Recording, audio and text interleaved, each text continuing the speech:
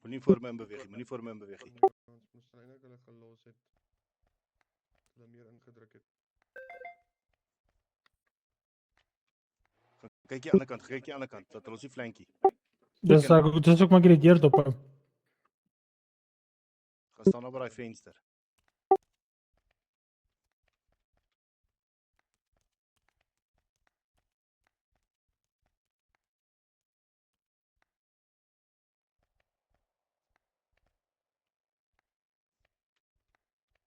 Wat is die deur hier agter of voor? Welkom.